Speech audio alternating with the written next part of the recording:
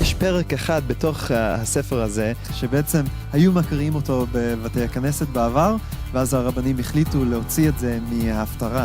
היום זה נחשב הפרק האסור. האם שמעת על זה עוד פעם? לא שמעתי על זה. האם את רוצה לראות מה נסתר בפרק הזה? יש לך את זה?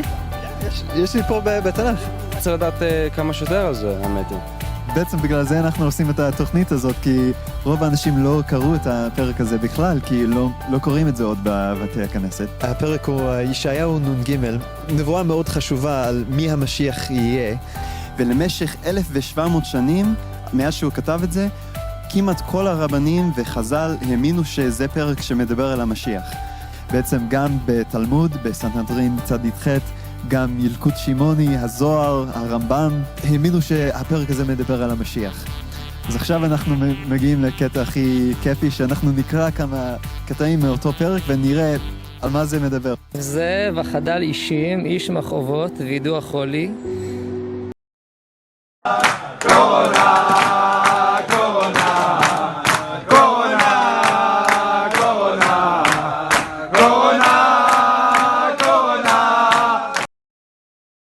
Mais là, le scandale, c'était de voir des rabbins danser, chanter et faire une ode à la joie du coronavirus.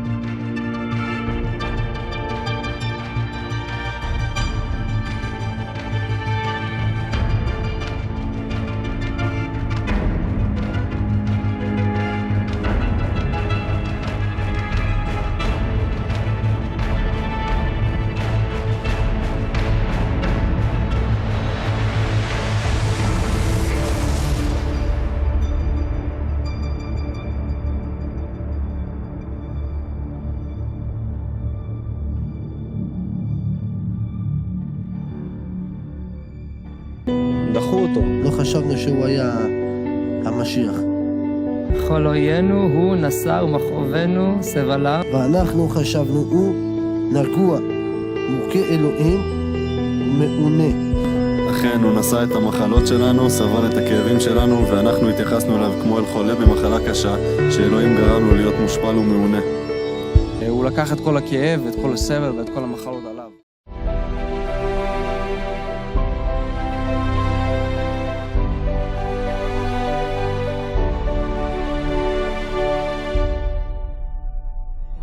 יש פרק אחד בתוך הספר הזה, שבעצם היו מקריאים אותו בבתי הכנסת בעבר, ואז הרבנים החליטו להוציא את זה מההפטרה. היום זה נחשב הפרק האסור. האם שמעת על זה עוד פעם? לא שמעתי.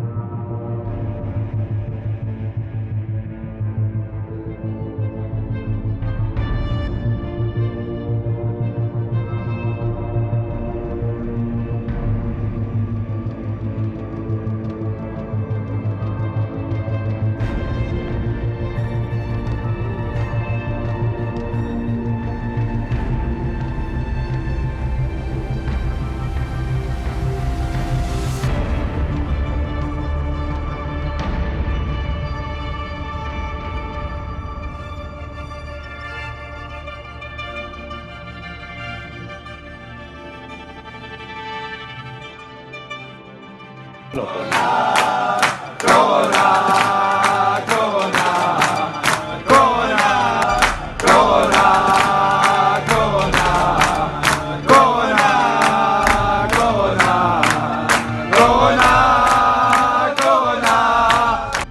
fait là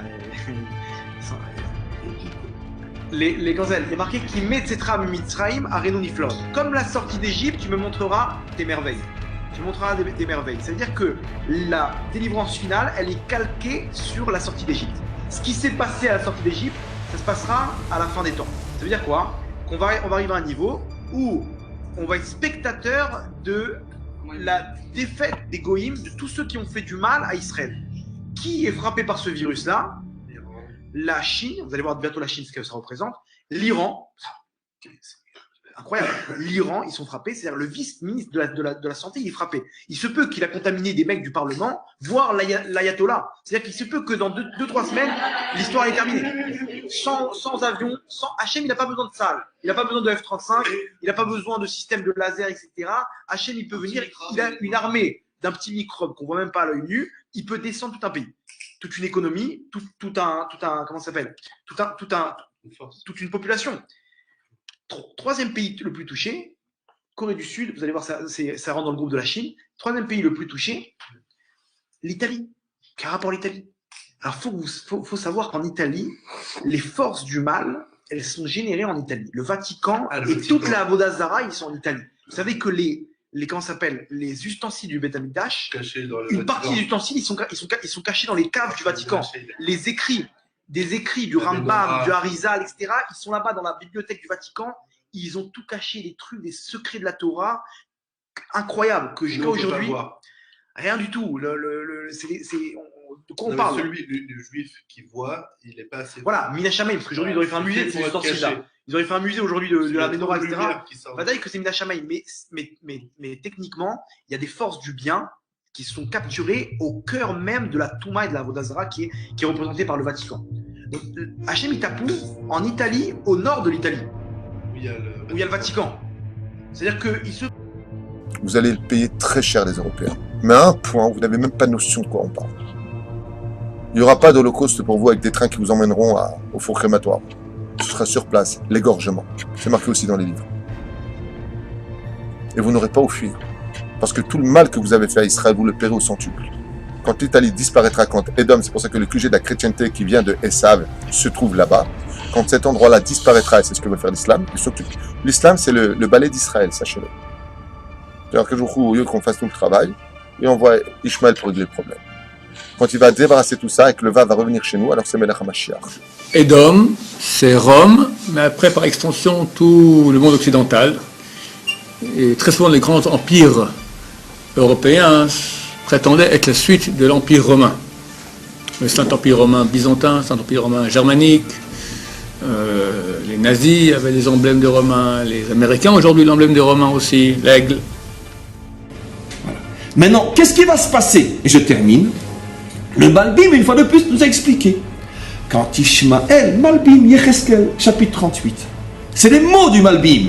Quand Ishmaël va se rendre compte qu'il est en vérité manipulé par Édom, et que le but d'Édom est qu'une fois que Ishmaël aura fait le sale travail, Édom va lui dire va te faire voir maintenant, toi aussi, parce que va arriver un jour où Daesh, Al-Qaïda, etc. se rendent compte que finalement on se sert d'eux, bien que je veux dire ils ont leur part de satanisme aussi, mais en quoi on se sert d'eux. À ce moment-là, qu'est-ce qui va se passer de le Malbim? Malbim écrit il y a presque 200 ans. Ils vont se retourner, ils vont s'entretuer, d'accord? Et qui va sortir vainqueur? L'homme, le vrai, Adam. Parce qu'à force de s'entretuer, ils vont nous foutre la paix, et c'est comme ça que le monde va être récupéré. Deux nations vont nous accompagner toute notre vie durant. La nation d'Ishmaël et la nation de Esav. Vis-à-vis d'Ishmaël, Ishmaël c'est l'islam aujourd'hui, vous le savez. La guerre de Gog et Magog, cette fameuse guerre qu'on attend tous, le Chafetz Chaim a dit ne t'attends pas à voir autre chose que la guerre de l'islam se lever contre Édom.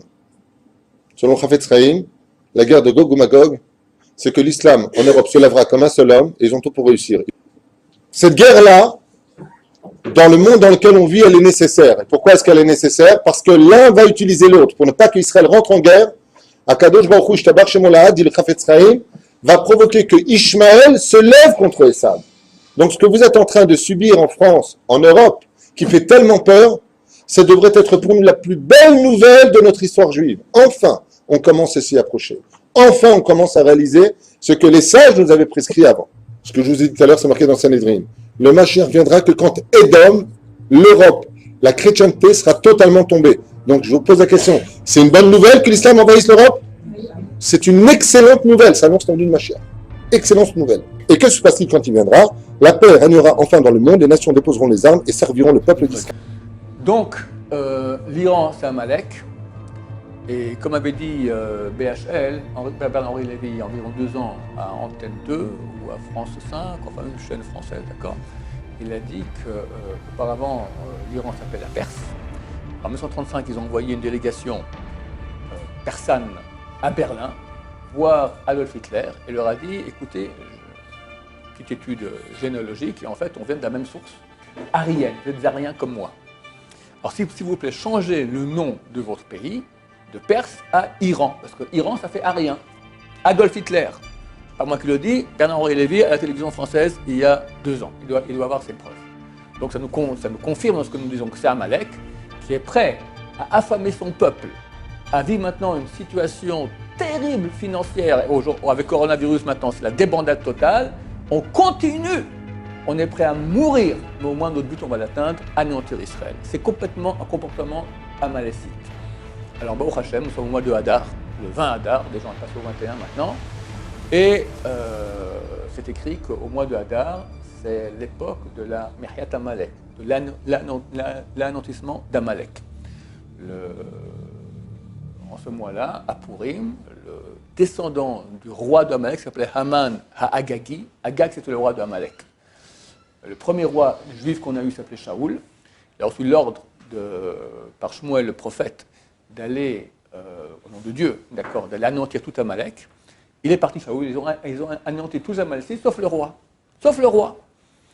Le roi, la nuit, il a fait une combine, un truc de magie noire, d'accord, et il s'est mis en relation avec une servante qui se transformait après en mouton, un truc très bizarre de magie noire.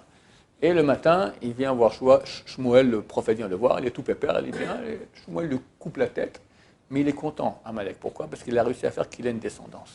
Il a une descendance. Qui est sa descendance? Haman. Haman HaAgagi, donc descendant de Agag. Ce Haman était le vice-roi de Perse. Et la Gemara dit qu'il avait 208 enfants. 10 ont été pendus, il en reste 198.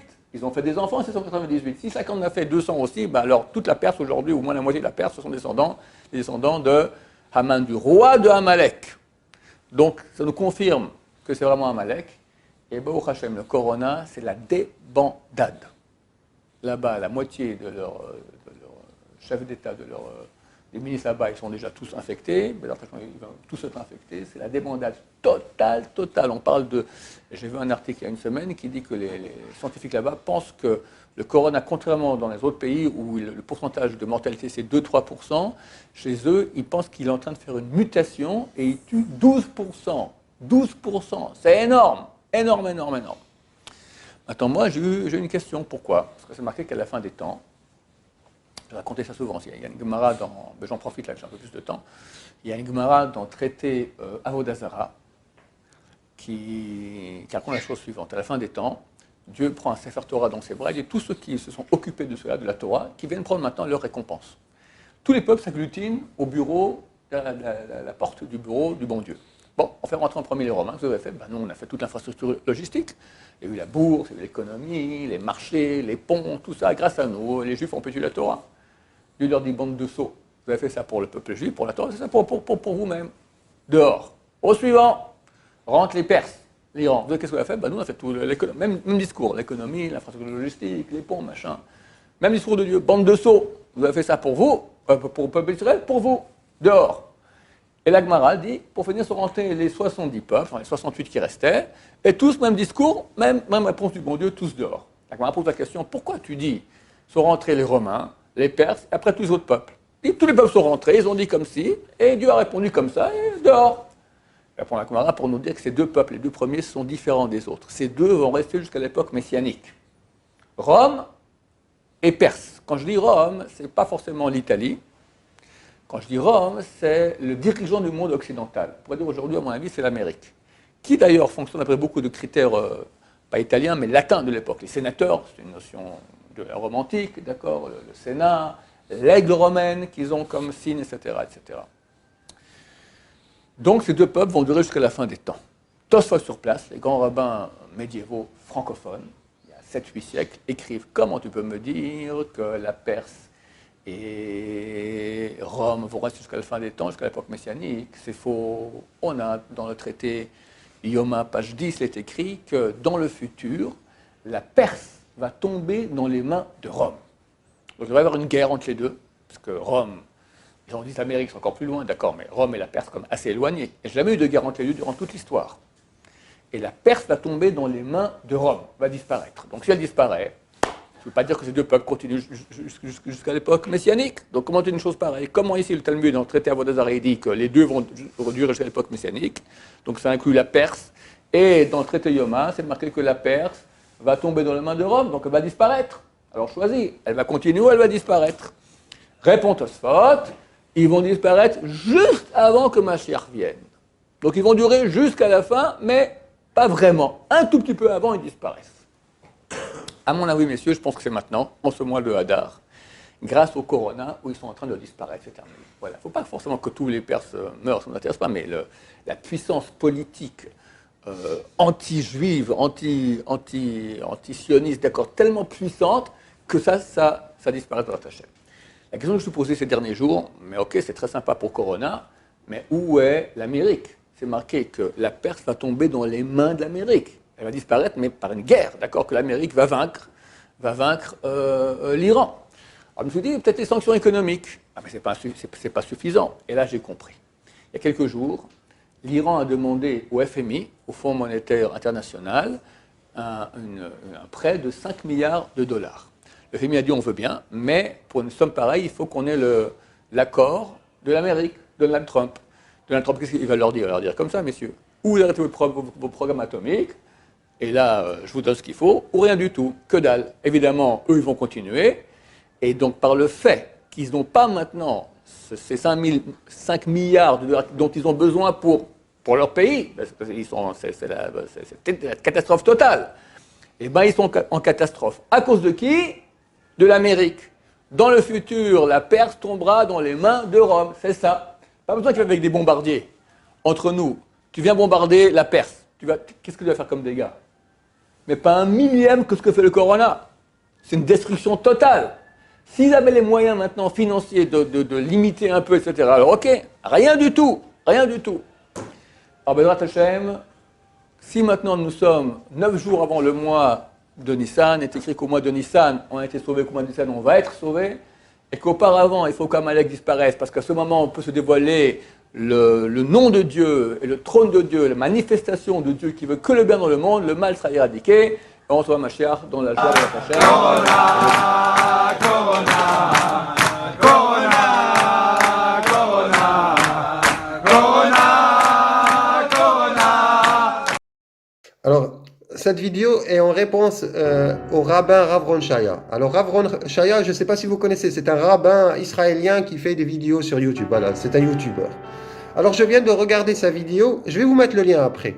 Je viens de voir sa vidéo sur Internet. C'est la vidéo, elle s'appelle Perse, Rome, coronavirus. Alors, dans la vidéo, il explique que s'il y a le coronavirus en Europe et en Perse, en Iran, c'est parce que Dieu veut punir ces deux grandes civilisations pour la gloire d'Israël. Alors, il y a un truc que je ne comprends pas. D'un côté, vous vous plaignez les Juifs. Vous dites que voilà, on nous met tout sur le dos. Dès qu'il y a quelque chose qui se passe dans le monde, on nous le met sur le dos. Mais d'un autre côté, dès qu'il y a quelque chose dès qu'un oiseau pète à l'autre bout de la galaxie, vous dites que c'est pour la gloire d'Israël. Il faut arrêter à un moment donné avec cette logique de haine. Nous, on n'en est plus là aujourd'hui. Avec cette logique de race, de racial. Voilà, on veut sortir de cette logique. Je te jure, tu déshonores ton métier de rabbin. Car moi, j'ai toujours eu un certain respect pour les religieux. Même les mecs, les rabbins, voilà, avec le machin sur la tête, j'ai un certain respect pour eux. Mais je peux pas aujourd'hui accepter qu'un rabbin, voilà, dise ce genre de conneries, alors que tout le monde est en train de souffrir à cause de ce fléau qui est le coronavirus. Toi, tu fais une vidéo pour dire que c'est pour la gloire d'Israël, que Dieu est en train de... Voilà, dès qu'il y a quelque chose qui se passe dans le monde, c'est pour la gloire d'Israël. Voilà.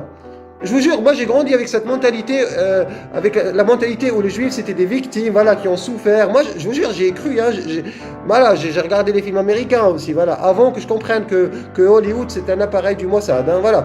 Donc j'ai cru à un moment. Après voilà, j'ai compris que voilà, vous étiez vous étiez pratiquement le contraire, hein. Vous n'êtes pas les victimes, vous êtes les bourreaux. Ça, je l'ai compris aussi après.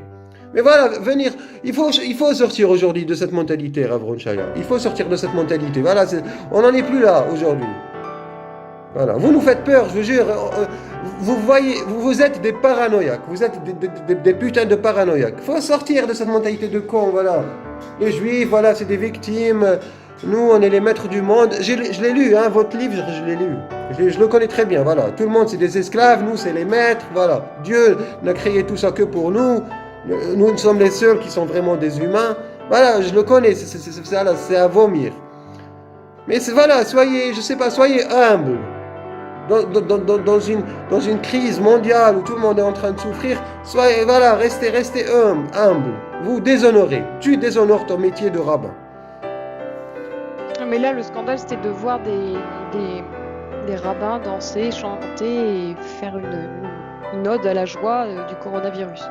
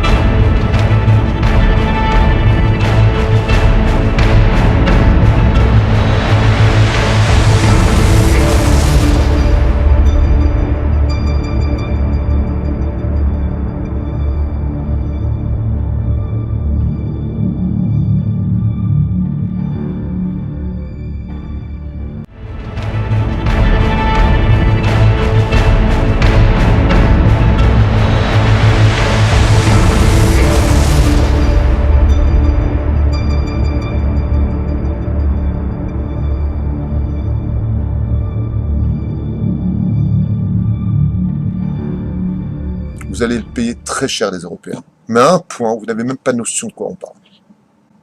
Il n'y aura pas d'holocauste pour vous avec des trains qui vous emmèneront au four crématoire. Ce sera sur place, l'égorgement. C'est marqué aussi dans les livres. Et vous n'aurez pas à fuir. Parce que tout le mal que vous avez fait à Israël, vous le paierez au centuple. Quand l'Italie disparaîtra, quand Édom, c'est pour ça que le QG de la chrétienté qui vient de Esav se trouve là-bas, quand cet endroit-là disparaîtra, et c'est ce que veut faire l'islam, l'islam c'est le balai d'Israël, sachez. Alors que je vous au lieu qu'on fasse tout le travail, et on voit Ishmaël pour dire le problème. Quand il va débarrasser tout ça et que le va revenir chez nous, alors c'est Melech HaMashiach.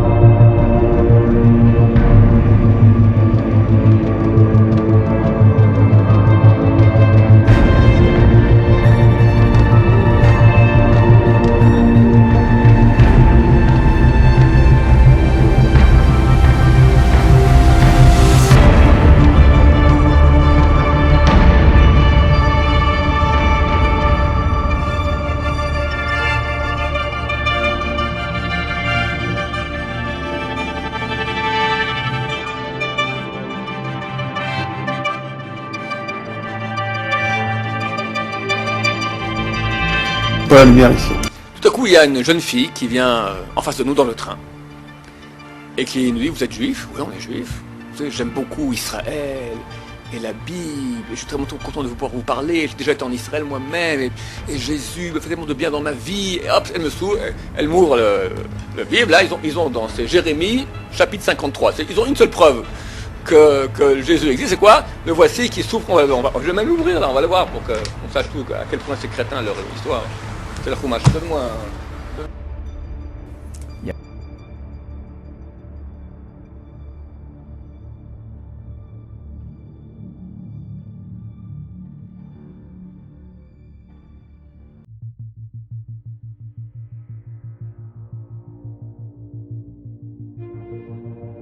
Pas la lumière ici.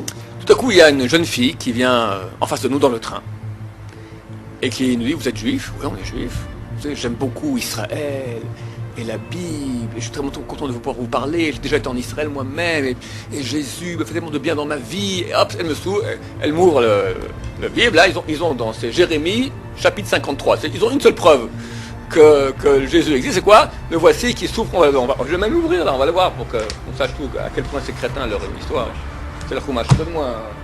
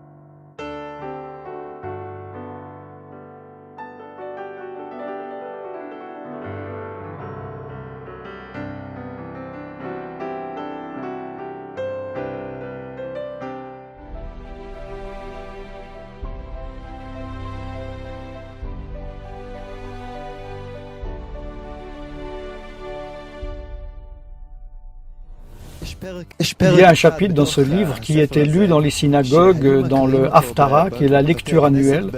Mais par la suite, les rabbins ont décidé de l'enlever de la lecture du Haftara. Aujourd'hui, c'est considéré comme le chapitre interdit. En avez-vous entendu parler? Non, je n'en ai pas entendu parler. Voulez-vous voir ce qui est caché dans ce chapitre? Vous l'avez? Oui, je l'ai ici dans la Tanakh. Je voudrais en savoir le plus possible. C'est pour cela que nous faisons cette émission, parce que la plupart des personnes juives n'ont jamais lu ce chapitre, puisqu'il n'est plus lu dans les synagogues. Le chapitre dont je vous parle, c'est Ésaïe 53. C'est une prophétie très importante concernant qui sera le Messie. Pendant 1700 ans, après qu'Ésaïe l'a écrit, tous les rabbins et les sages croyaient que ce chapitre parlait du Messie, ainsi que le Talmud, dans le Sanhedrin 98-98, Yalkut Shimoni, le Zohar, Rambam et les autres le croyaient. Donc, si vous le voulez, nous allons lire quelques versets de ce chapitre et ainsi vous verrez ce qu'ils disent. Méprisés et abandonnés des hommes, hommes de douleur et habitués à la souffrance, semblable à celui dont on détourne le visage, nous l'avons dédaigné et nous n'avons fait de lui aucun cas. Cela parle du Messie. C'est vraiment puissant. Il est écrit qu'il serait un homme méprisé et rejeté par la société. Notre peuple est convaincu qu'il était une mauvaise personne. Ils ne l'ont pas accepté et l'ont rejeté. Nous n'avons pas pensé qu'il était le Messie. Cependant, ce sont nos souffrances qu'il a portées, c'est de nos douleurs qu'il s'est chargé et nous l'avons considéré comme puni, frappé de Dieu et humilié.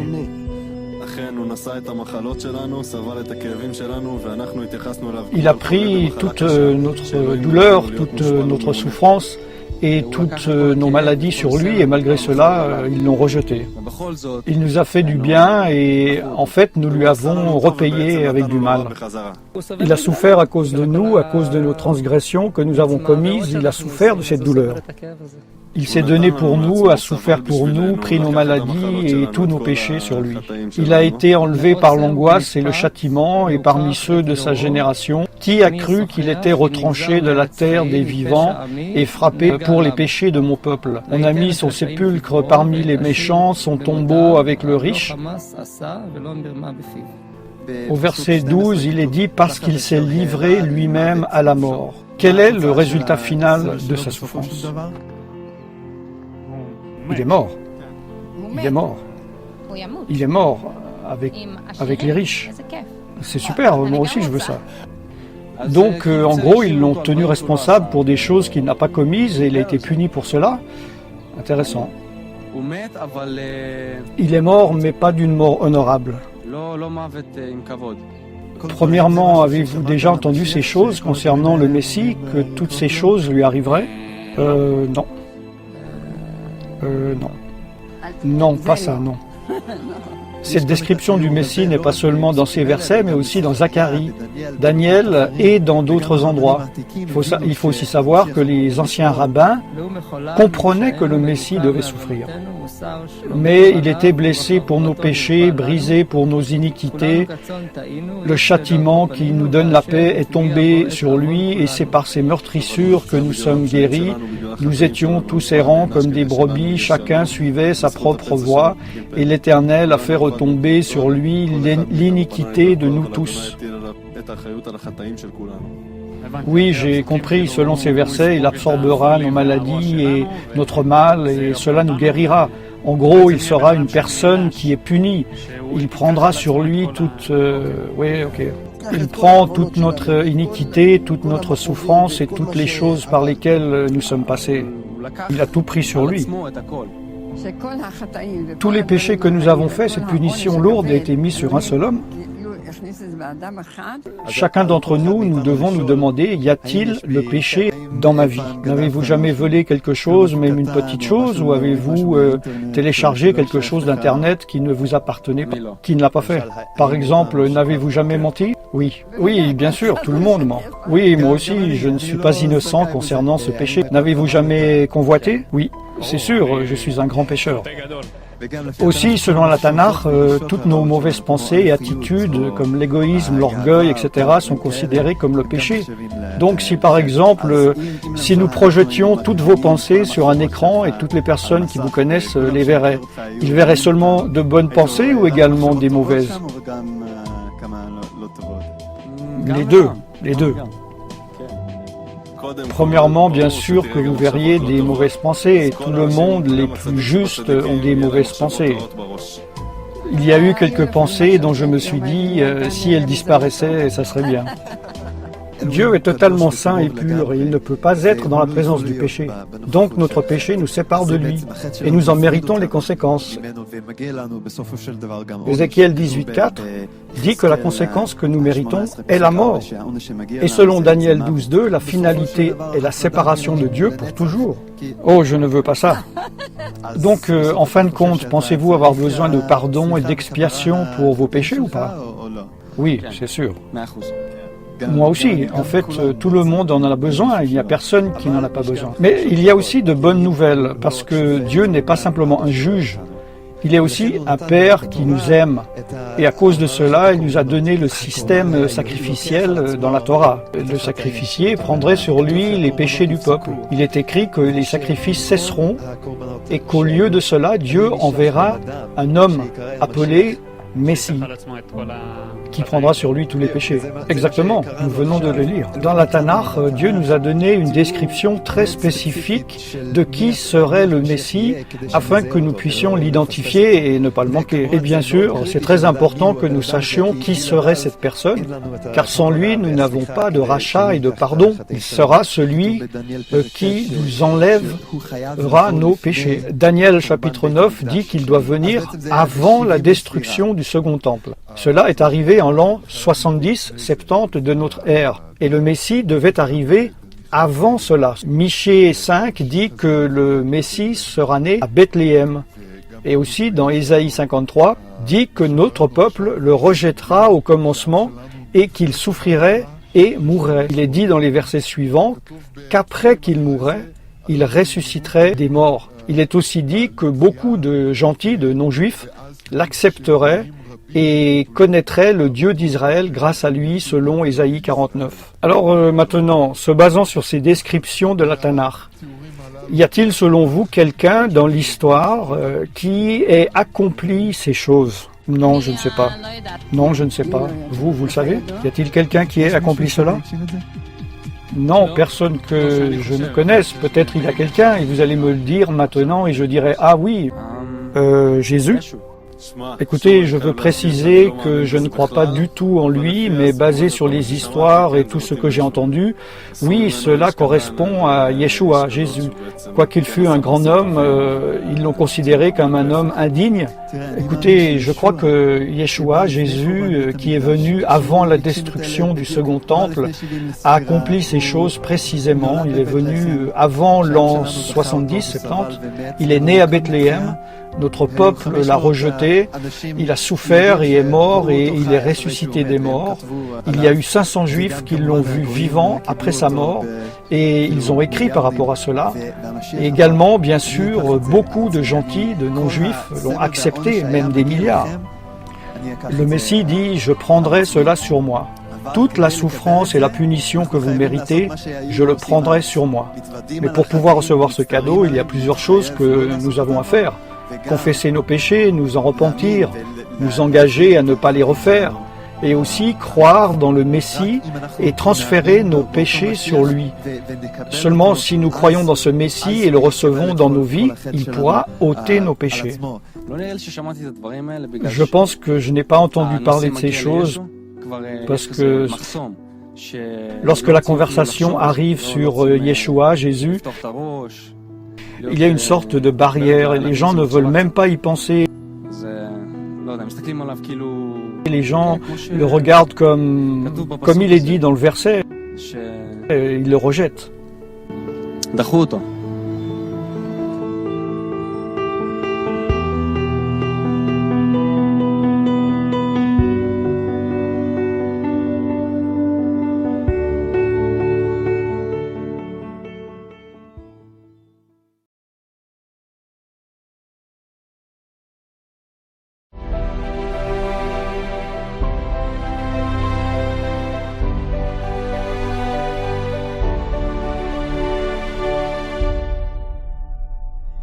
יש פרק אחד בתוך הספר הזה, שבעצם היו מקריאים אותו בבתי הכנסת בעבר, ואז הרבנים החליטו להוציא את זה מההפטרה.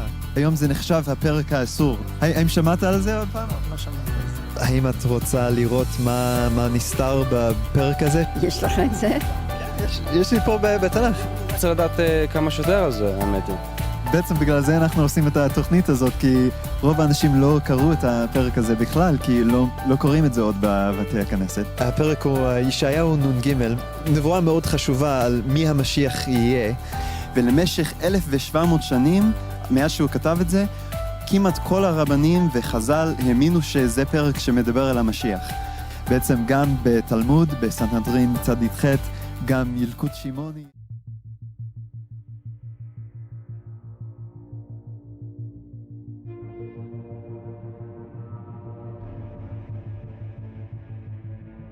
Au lieu d'être à la plage comme des gens normaux, on est dans une synagogue à écouter un cours de Torah. Mais c'est pas grave, il faut encore des fous dans ce monde, parce que nous sommes les seuls qui pourront le sauver, justement. Donc il faut être fou.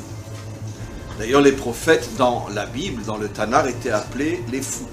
Quand un prophète venait chez un roi pour les réprimander, alors ses ministres disaient « Tiens, le Meshuga arrive, le fou arrive ». Donc de là, on apprend qu'être fou, c'est normal. Parce que les normaux ne pourront pas sauver le monde, rien que les fous. Et donc, quoi qu'il avec le soleil qu'il fait à Natania, c'est pas toujours évident de choisir un sujet comme celui qui a été choisi. Le bien provient du mal.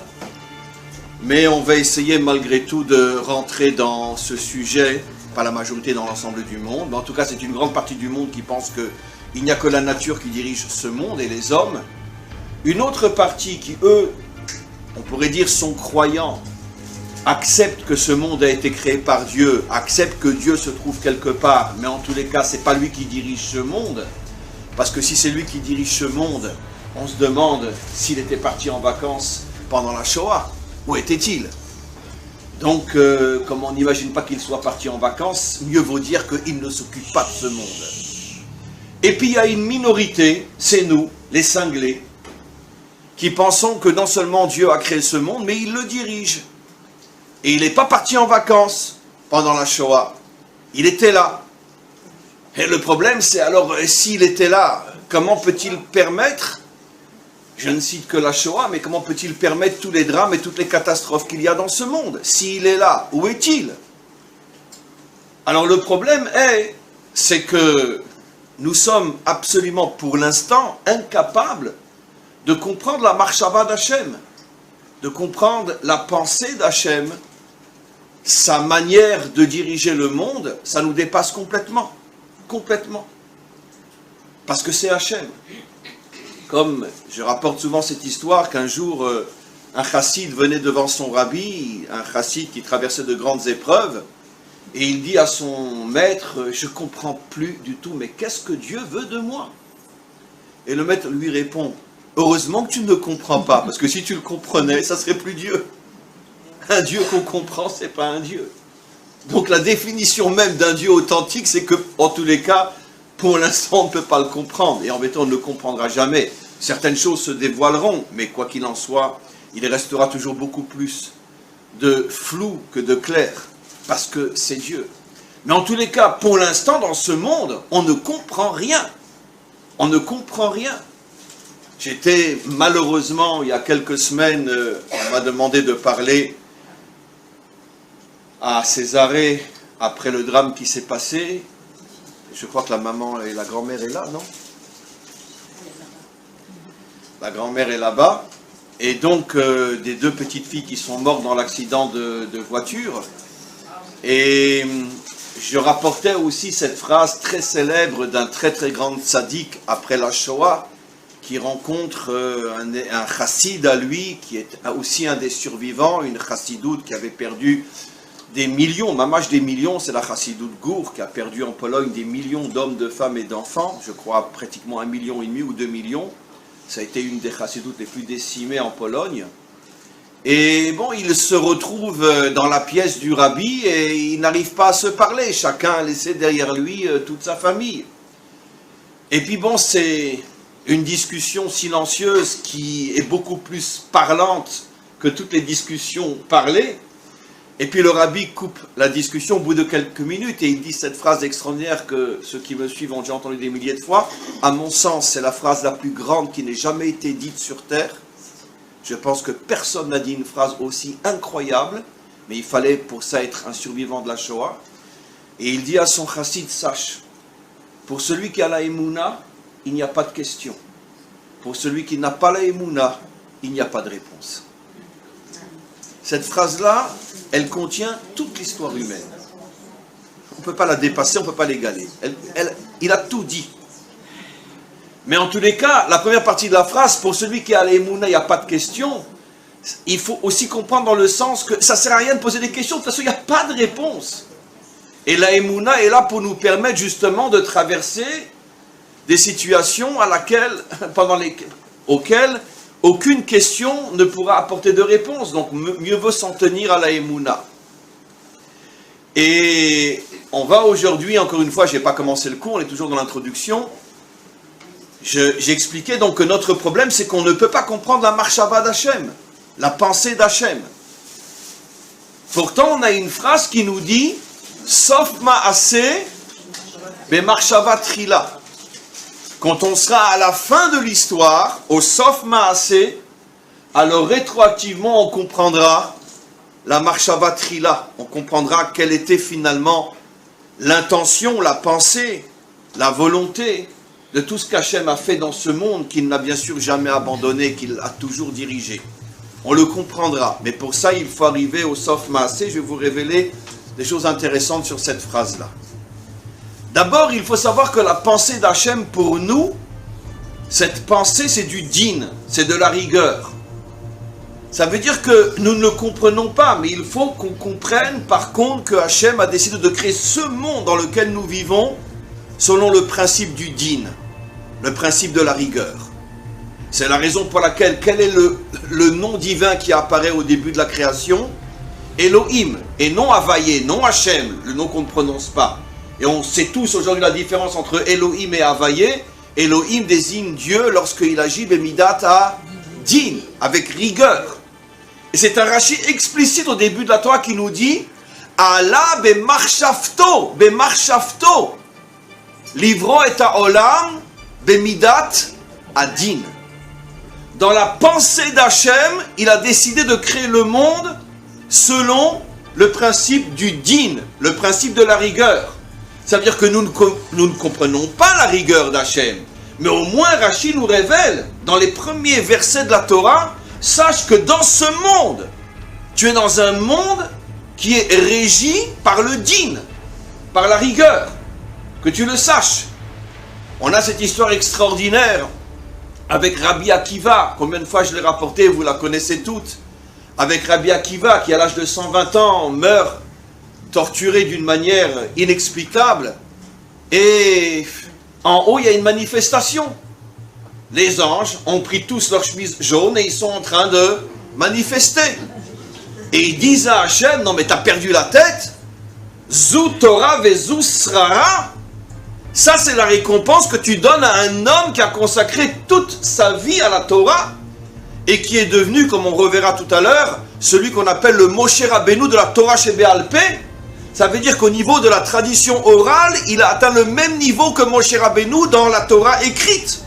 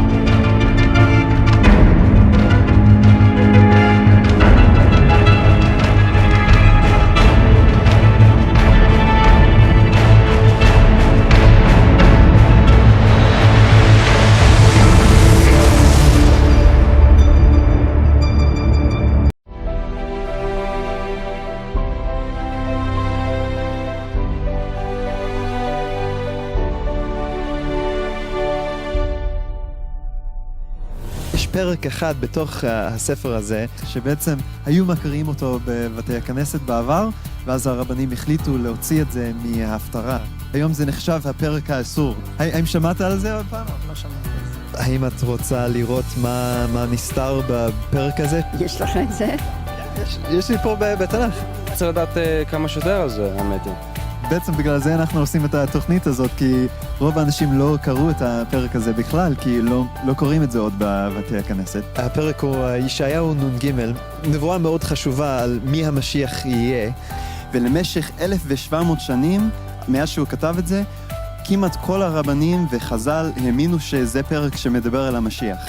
בעצם גם בתלמוד, בסנהדרין צ"ח, גם ילקוט שמעוני, הזוהר, הרמב"ם, האמינו שהפרק הזה מדבר על המשיח.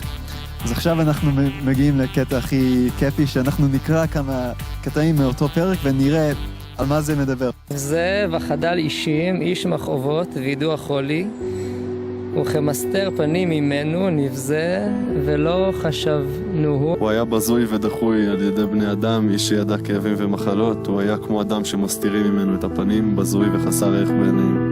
שזה מדבר העניין הזה על המשיח. חזק מאוד. אדם כמו שכתוב בזוי ודחוי על ידי החרפה. העם שלנו היה משוכנע שהוא שלילי. לא יודע למה. לא קיבלו אותו. דחו אותו. לא חשבנו שהוא היה המשיח. כל אוינו הוא נשא ומכאובנו סבלה. ואנחנו חשבנו הוא נגוע, מוכה אלוהים, מעונה. אכן, הוא נשא את המחלות שלנו, סבל את הכאבים שלנו, ואנחנו התייחסנו אליו כמו אל חולה במחלה קשה, שאלוהים גרם לו להיות מושפל ומעונה. הוא לקח את כל הכאב, את כל הסבל ואת כל המחלות עליו. ובכל זאת, דחו אותו. הוא עשה לנו טוב ובעצם נתנו לו רע בחזרה. הוא סובל בגללנו, בגלל כל בעצם העבירות שאנחנו עושים, אז הוא סובל את הכאב הזה.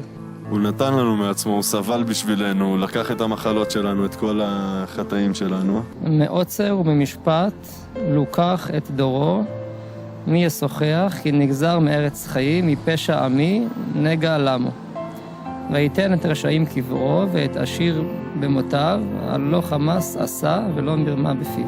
בפסוק 12 כתוב, תחת אשר הערה למוות נפשו. מה התוצאה של הסבל שלו בסופו של דבר? הוא מת. כן. הוא מת. הוא ימות. עם עשירים. איזה כיף. אני גם רוצה. אז קיצר ישימו אותו על דברים שהוא לא עשה, וקיבל על זה. מעניין. הוא מת, אבל לא מוות עם כבוד. קודם כל, האם זה משהו ששמעת על המשיח, שכל הדברים האלה אמורים לקרות לו? לא. זה לא. יש גם את התיאור הזה, לא רק בפסוקים אלה, אבל גם בסחריה, בדניאל, במקומות אחרים, וגם הרבנים העתיקים הבינו שהמשיח אמור לסבול. והוא מחולל מפשענו, מדוכא מעוונותינו, מוסר שלומנו עליו, ובחבורתו נרפא לנו. כולנו כצאן טעינו, איש לדרכו פנינו, והשם הפגיע בו את עוון כולנו. אבל הוא נפצע בגלל הפשעים שלנו, בגלל החטאים שלנו, הוא הושפל, נענש כדי שלנו יהיה שלום, בזכות הפצע.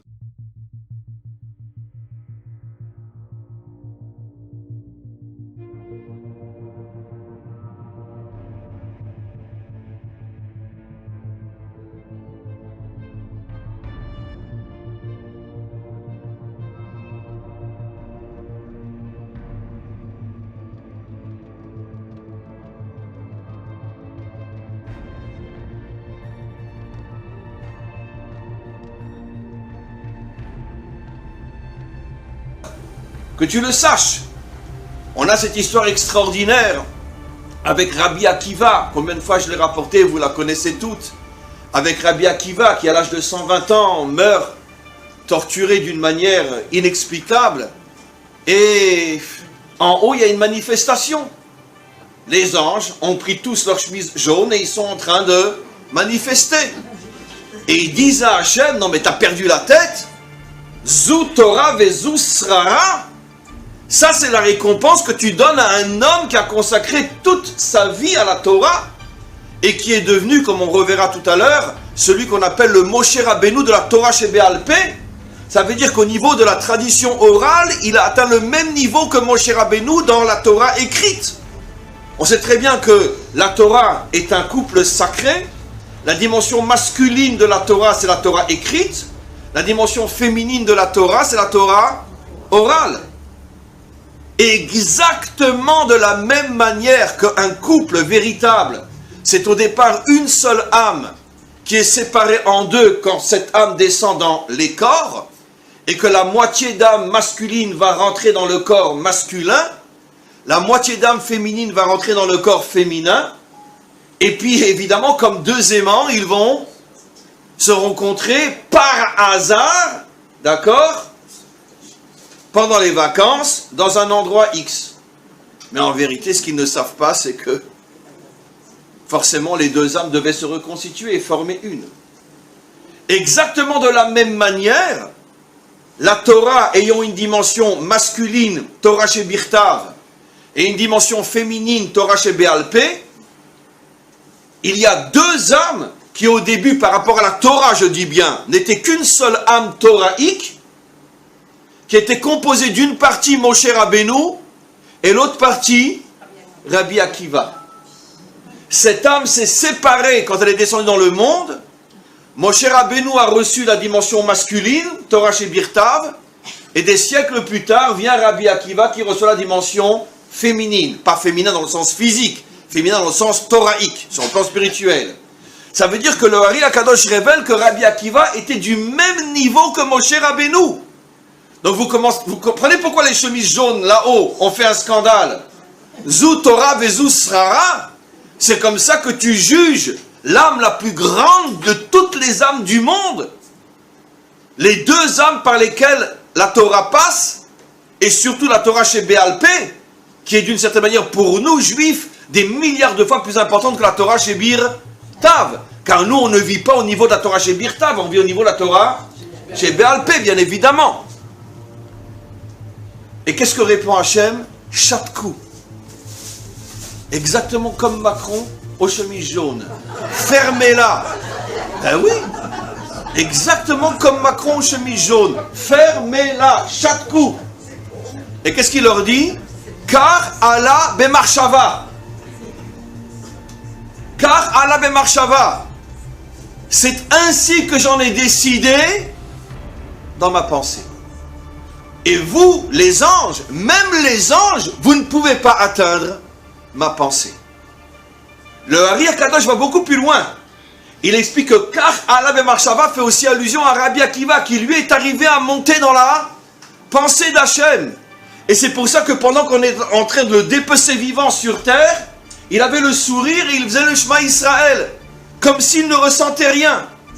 Au point que ses élèves lui demandent « Rabbeinu Atkan » car les Romains avaient obligé toute sa yeshiva à venir voir son supplice.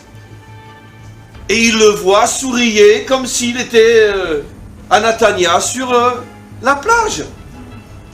Et ils lui disent « Rabbeinu Atkan » mais comment tu fais? Alors peu importe la réponse qu'il donne, mais le Hari Akadosh dit parce que Kach Allah bemarshava, il était arrivé à remonter au niveau de la pensée d'Hachem et il comprenait que Hakol Letova, que tout est pour le bien. Donc il ne pouvait pas souffrir. N'oublions pas qu'il a été l'élève pendant 14 ans, son plus grand maître s'appelait comment?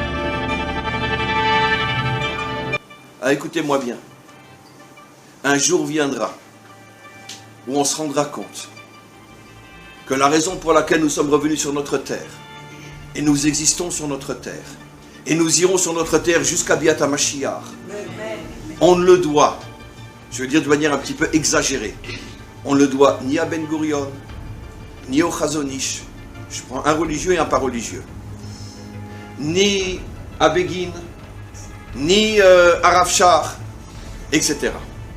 On le doit aux 6 millions de juifs morts pendant la Shoah qui nous ont donné un chèque ouvert et qui assurent que nous irons jusqu'à la délivrance finale. C'est à eux qu'on le doit. Ils sont beaucoup plus vivants que nous. Parce qu'à chaque fois que Hachem voit un défilé gay à Jérusalem et qu'il a envie, et je le comprends, de tout foutre en l'air, d'accord, il voit un enfant arracher des bras de sa mère et jeter dans le feu. Il dit, calme-toi Hachem, calme-toi, calme-toi, calme-toi. Il y a un chèque ouvert jusqu'à la délivrance finale. Et un jour viendra où on se rendra compte que nous ne sommes revenus que, et uniquement que, par le mérite de 6 millions de juifs assassinés. Un jour on s'en rendra compte. Et donc, c'est donc bien la preuve, parce que je sais que j'ai raison, c'est donc bien la preuve, comme quoi finalement, quelque chose d'horrible est la matrice de la délivrance d'Israël, et à travers Israël du monde tout entier. Quand le Mashiach va venir, je sais que c'est choquant ce que je vais dire, mais je sais qu'ils sont d'accord avec moi. Vous croyez qu'il va dire au Baal Shem Tov, viens à mes côtés? Il va dire à Rashi, à Ramba, viens à mes côtés, je veux que le monde entier sache que c'est grâce à vous que je suis là? Non! Il va prendre les squelettes d'Auschwitz qui sont rentrés dans les chambres à gaz et il va dire, voilà, c'est par leur mérite à eux que je suis là. Parce que eux ont été la matrice de la délivrance du monde. Parce que eux ont obligé Hachem à signer à Israël un chèque sans limite. Parce que c'est sans limite.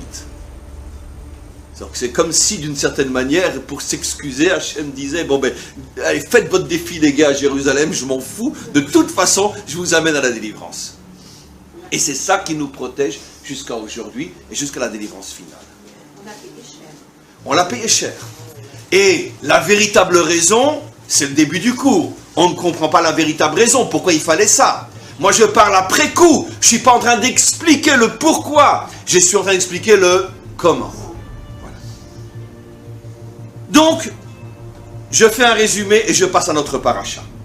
On vient de comprendre, mes amis, que ce monde a été créé selon un principe qu'on ne comprend pas, dont on peut parler mais qu'on ne peut pas expliquer, que finalement, le mal est la matrice du bien.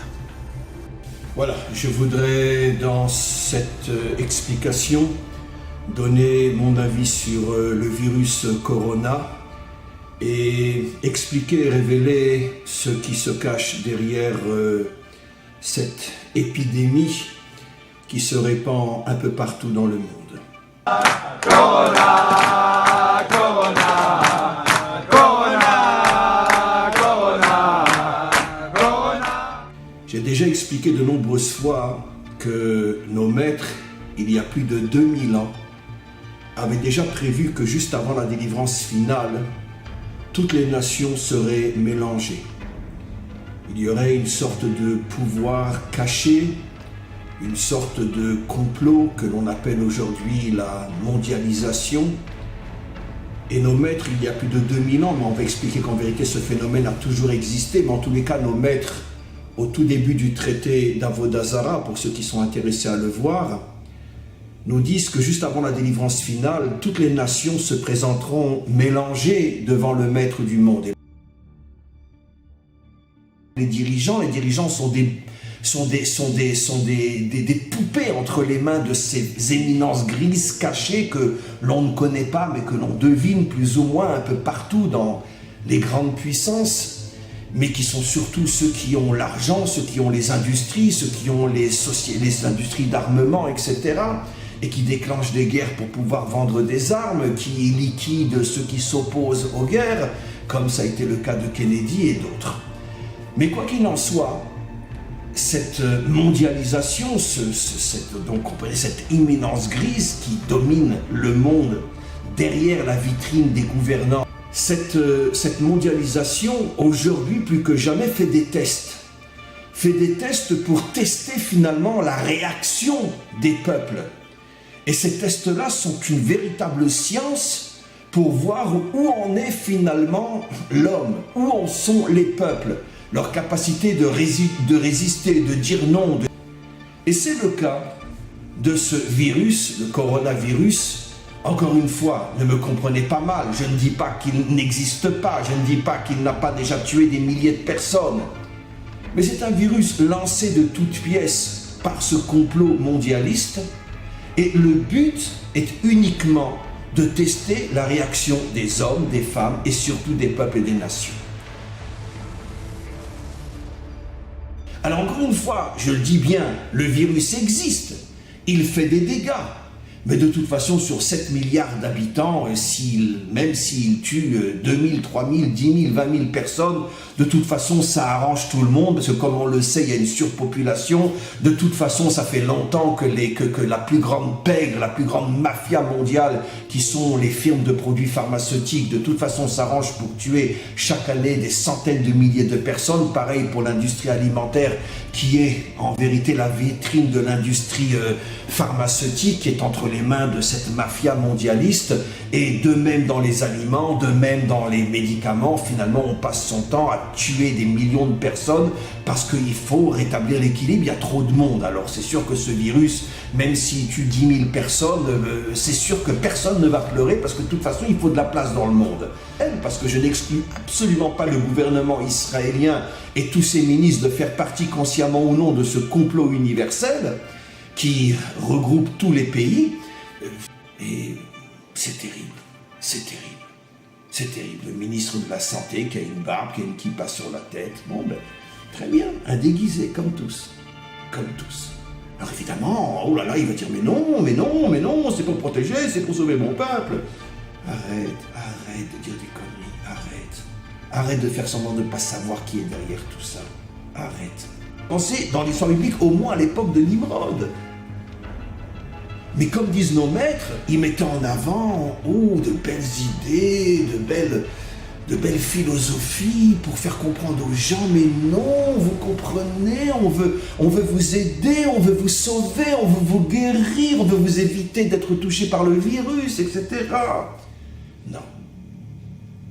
Nos maîtres disent qu'il avait un langage à convaincre même une pierre qu'il avait raison. Tellement il avait un langage séducteur. Mais tout son but était de dominer le monde et de transformer tout le monde en esclave. David avait compris ça. David qui est le modèle du Mashiach. Il avait compris que le seul et unique problème de l'histoire humaine, c'est une imminence grise cachée derrière les vitrines qui essaye depuis des millénaires de s'accaparer le monde. Et ça a commencé avec le Nachash, avec le serpent. C'était pas un serpent, bien sûr. Pour dire qu'il se comporte comme un serpent, il fait pas de bruit, il tue et personne ne sait où il est. C'est pour ça que la Torah déjà l'appelle le serpent. C'est un tueur qui fait pas de bruit. Et c'est la raison pour laquelle, je dis toujours, il n'y a pas d'antisémitisme. Arrêtez encore une fois vos conneries, c'est pas un problème d'antisémitisme. C'est le problème qu'Israël dérange le monde parce que Israël est la seule nation, malgré les dirigeants qu'il a à sa tête qui font tout pour le transformer comme les autres. Mais Israël est la seule nation qui, dans son essence, est prête à disparaître plutôt que de perdre son identité. De toute façon, ni elle ne disparaîtra, ni elle perdra son identité. Et comme le grand complot le sait, c'est pour ça que depuis des millénaires, en passant par Jésus,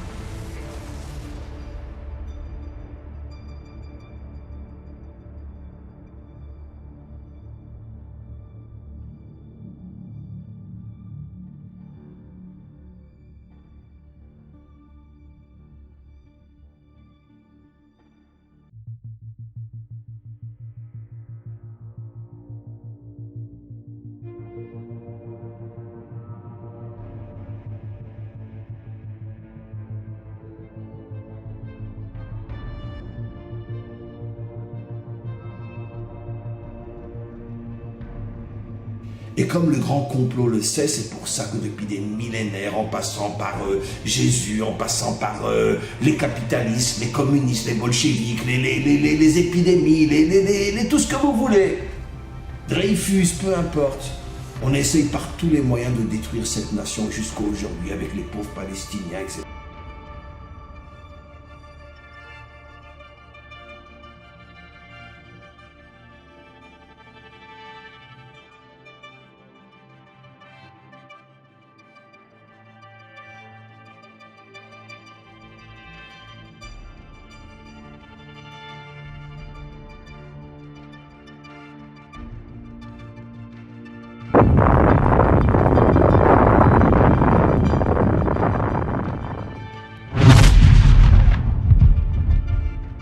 etc.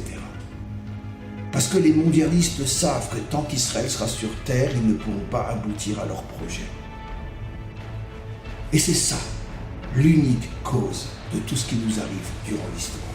Ezrat Hashem, que le maître du monde nous envoie, ce Mashiach qui sera un véritable lion, qui crachera à la gueule de tous ces comploteurs et qui libérera les hommes et les femmes de ce complot qui dure depuis des millénaires et qui veut nous transformer en esclaves.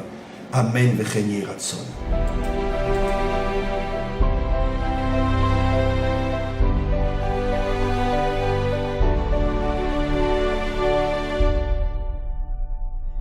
יש פרק אחד בתוך הספר הזה, שבעצם היו מקריאים אותו בבתי הכנסת בעבר, ואז הרבנים החליטו להוציא את זה מההפטרה. היום זה נחשב הפרק האסור. האם שמעת על זה עוד פעם? לא שמעתי. האם את רוצה לראות מה נסתר בפרק הזה? יש לך את זה? יש לי פה בתנ"ך. רוצה לדעת כמה שיותר על זה, האמת היא. בעצם בגלל זה אנחנו עושים את התוכנית הזאת, כי רוב האנשים לא קראו את הפרק הזה בכלל, כי לא קוראים את זה עוד בבתי הכנסת. הפרק הוא ישעיהו נ"ג, נבואה מאוד חשובה על מי המשיח יהיה. ולמשך 1,700 שנים, מאז שהוא כתב את זה, כמעט כל הרבנים וחז"ל האמינו שזה פרק שמדבר על המשיח. בעצם גם בתלמוד, בסנהדרין צ"ח, גם ילקוט שמעוני, הזוהר, הרמב"ם, האמינו שהפרק הזה מדבר על המשיח.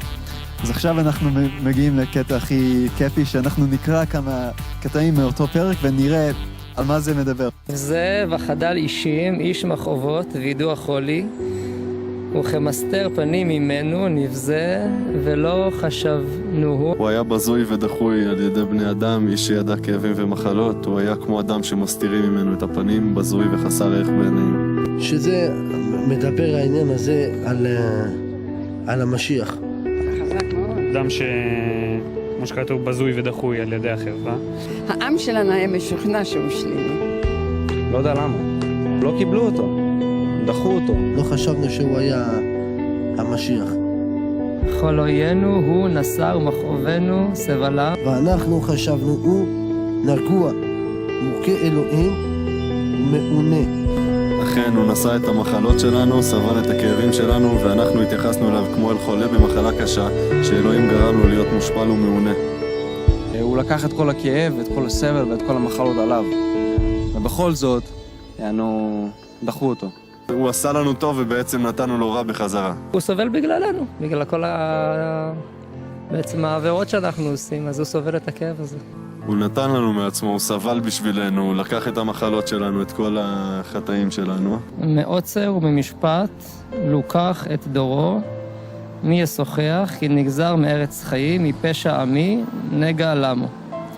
ויתן את רשעים קברו ואת עשיר במותיו, על לא חמס עשה ולא מרמה בפיו. בפסוק 12 כתוב, תחת אשר הערה למוות נפשו. מה התוצאה של הסבל שלו בסופו של דבר? הוא מת. כן. הוא מת. הוא ימות. עם עשירים. איזה כיף. אני גם רוצה. אז קיצר ישימו אותו על דברים שהוא לא עשה, וקיבל על זה. מעניין. הוא מת, אבל לא מוות עם כבוד. קודם כל, האם זה משהו ששמעת על המשיח, שכל הדברים האלה אמורים לקרות לו? לא. זה לא.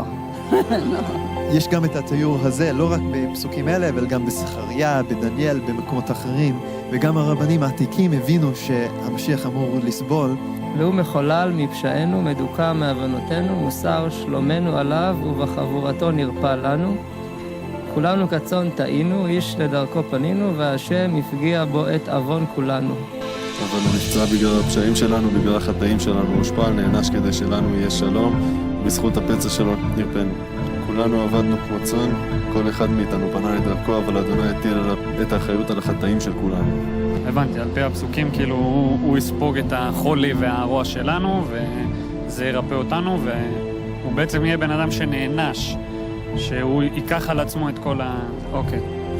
ייקח את כל העוונות שלנו, ואת כל המכאובים, ואת כל מה שעברנו. הוא לקח על עצמו את הכל. שכל החטאים וכל הדברים הרעים וכל העונש הכבד, אלוהים כאילו הכניס את זה באדם אחד. אז על כל אחד מאיתנו לשאול, האם יש בי חטא? האם אי פעם גנבת משהו? אפילו משהו קטן, או משהו להוריד משהו מהאינטרנט שלא שייך לך? מי לא? למשל, האם אי פעם שיקרת? כן. בוודאי, כל אחד משקר. גם אני לא זכאי בזה. האם אי פעם חמדת? כן. ברור, אני חוטא גדול. וגם לפי התנ"ך, כל המחשבות וגישות הרעות שלנו, כמו אנוכיות או הגאווה או כל הדברים כאלה, הם גם נחשבים לחטא. אז אם למשל אנחנו היינו מקרינים כל המחשבות שלך על מסך, וכולם שמכיר אותך היו רואים אותם, היית רואה רק מחשבות טובות שם, או גם כמה לא טובות? גם וגם, גם וגם, כן. קודם כל, ברור שתראה גם מחשבות לא טובות, אז כל האנשים, גם הצדיק שבצדיקים, יהיה להם מחשבות רעות בראש. אבל היו לפעמים מחשבות שהייתי אומרת, אם היא הייתה נעלמת זה היה טוב. אלוהים הוא קדוש וטהור לגמרי, והוא לא יכול להיות בנוכחות של החטא. אז זה בעצם, החטא שלנו מפריד אותנו ממנו, ומגיע לנו בסופו של דבר גם עונש. כתוב ביחזקאל